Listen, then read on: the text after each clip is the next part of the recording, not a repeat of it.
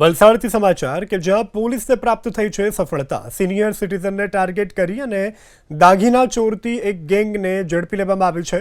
2 મહિલા અને 3 પુરુષ સહિત કુલ 5 આરોપીઓને ઝડપી લેવામાં આવ્યા છે। આરોપીઓમાં સામેલ છે માતા, પુત્રી અને પુત્ર પણ। 16 તારીખે વલસાડની શાક માર્કેટમાં એક વૃદ્ધાના ગળામાંથી સોનાના ચેનની ચોરી કરી હતી।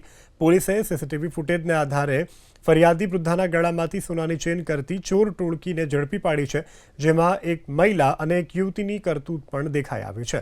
પોલીસે આ કેસમાં માતા, પુત્રી સહિત 5 આરોપીઓને ઝડપી લીધા છે। 5 આરોપીઓ મૂળ રાજકોટના છે।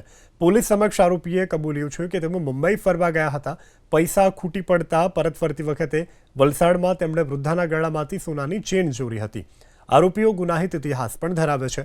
અગાઉ પણ તેઓ ચોરીના ગુનામાં ઝડપાઈ ચૂક્યા છે।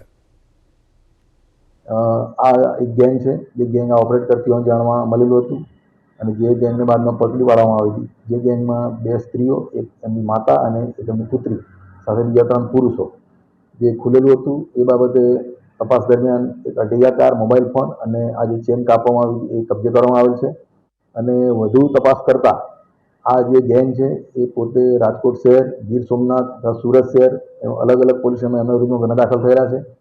પૂછપરછમાં જાણવા મળ્યું કે આ લોકો મુંબઈ ગયા હતા ફરવા માટે, ત્યાં પૈસા ખૂટી પડતા એમને વલસાડમાં આવીને આ કસબ અપનાવ્યો હતો અને એ બાબતે હાલમાં પોલીસ રિમાન્ડ લઈ અલગ અલગ ગુના બાબતે તપાસ કરી રહી છે।